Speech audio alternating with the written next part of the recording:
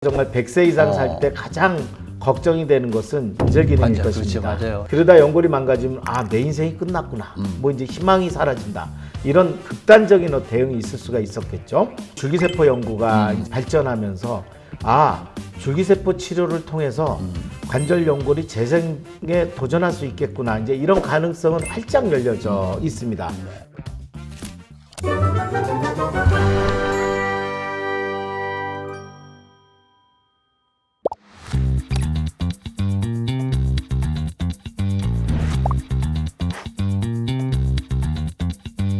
연골 밑에 뼈를 얇은 이렇게 통곡 같은 걸로 이렇게 딱딱 때려가지고 아주 미세하게 뼈를 그물가게 만드는 거죠. 그러니까 천국에 구멍을 뚫는 거니까 미세하게. 그물가게 하면 이 뼈가 자기가 부러졌구나 하고 붙이려고 하면서 치유 물질을 내는데 일부러 이렇게 자극을 해가지고 그 안에 그 줄기세포가 풍부한 피가 있더라. 그 피는 우리 혈관의 피나 이 딱딱한 뼈랑은 다르게 연골을 싸고 있는 뼈에는 줄기세포가 제법 풍부한 피가 있더라.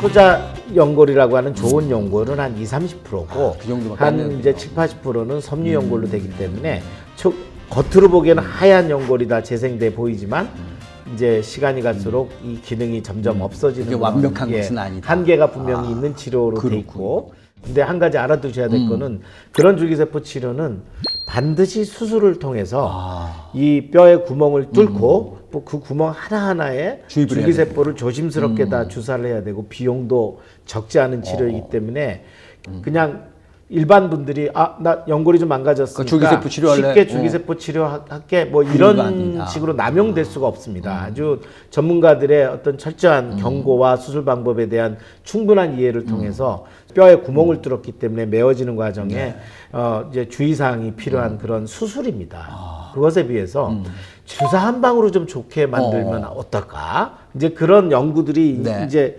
시작된 지가 벌써 10년이 됐습니다. 여러 가지 기술이 있는데 한 가지 좀 제가 말씀드리고 싶은 거는 흔히 그 자기 골수에서 줄기세포를 빼가지고 농축해서 줄기세포를 넣어서 연골 재생을 시켰다 이런 식의 다들 그렇게들 많이 알고 계시잖아요.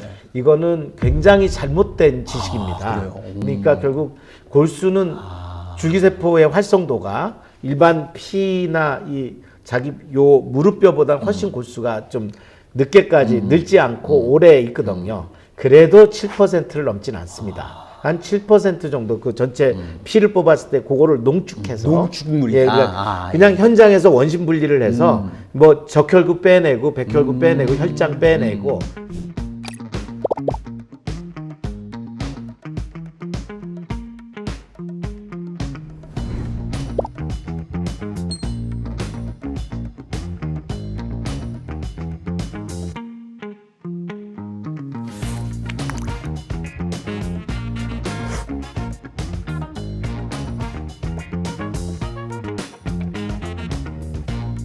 아까 말씀드린 대로 이 줄기세포 치료의 한계는 이미 40년 전서부터 수술을 해왔던 한계와 똑같습니다.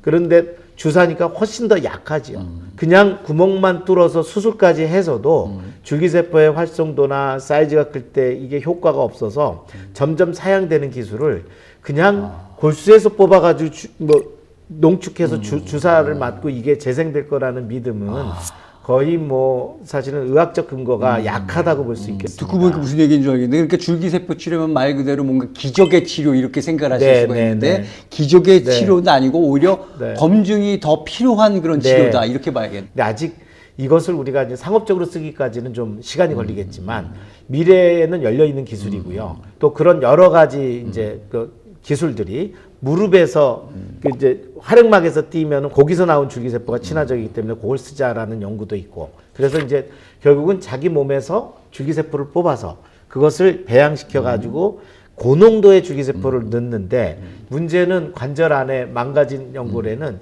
이 줄기세포가 붙어서 활동할 수 있는 이 구조가 없습니다. 그냥 망가져서 노폐물만 있을 뿐이죠. 그래서 반드시 뛰어넘어야 될 단계는 이 고농도의 세포가 손상된 데 부착할 수 있는 어떤 그 전달 물질을 같이 개발해야 되는데 그것도 아직까지는 제가 보기에는 안정적이지 않습니다. 그래서 한 10년 정도 우리가 기대를 하고 있습니다. 10년 후에는 그런 전달 물질과 줄기세포를 주사로 넣어서 연골 재생에 좀 효과를 볼 수 있는 시대가 올 것이다. 하지만 지금까지는 가용할 수 있는 것 중에 그런 주사 한 방으로 연골을 재생시킬 수 있는 기술은 없다. 이게 현재까지 제가 드릴 수 있는 말씀입니다. 근데 원장님 제가 들은 바에 따르면은 이 연골 치료하는 데 있어서 줄기세포 말고 뭐 자가세포를 이용한 그런 치료 방법도 있다고 좀 들었는데. 네, 있지요. 사실은 이제 크게는 연골을 재생하는 그 축이 두 개로 이제 나뉠 겁니다. 하나는 줄기세포는 그야말로 조상세포이죠. 네네. 이 줄기세포가 뼈를 만들 수도 있고 그냥 염증 조직을 만들 수도 있고 연골을 만들 수도 있고 분화가 되면서 이제 연골을 만드는 기술인데 사실은 이게 어디로 갈지가 좀 통제가 안 되잖아요. 그러니까 반대로 완전한 성인의 그냥 내 거에 연골세포를 만들어서 붙이면 어떻겠느냐 이제 이런 게 있죠. 그런데 문제가 좀 있는 게 굉장히 좋은 기술이거든요. 자기 연골을 요만큼 띄어서 이만큼 만들어가지고 안에 넣으면 자기 연골이기 때문에 완성품이 들어가기 때문에 그렇죠. 잘만 보존하면은 결과 좋은데 문제는 적지 않은 비용. 그 다음에 비용 문제군요. 예, 한 6주에서 2달을 우리가 키웠다면은 시간을 미룰 수가 없어요. 사정이 있다고 미루면 그때 딱 보관할 수가 수술해야 없죠. 되는 거군요. 예, 예. 그리고 이제 세 번째로는 무릎의 수술을 2번이나 해야 되고 특히 우리나라 사람들은 여기 서양 사람들이 안 쓴다고 하는 무릎 바깥쪽에서 연골을 띄는데 쪼그려 앉기 때문에 거기 띈 자리도 아파해요. 그래서 이제 잘 못 썼죠. 그래도 줄기세포와 다르게 자기 연골을 배양해서 붙이자는 기술은 어디로 그럼 발전하느냐? 이 늑골에 늑골. 예, 늑골에는 연골이 한 10년에서 20년 젊습니다.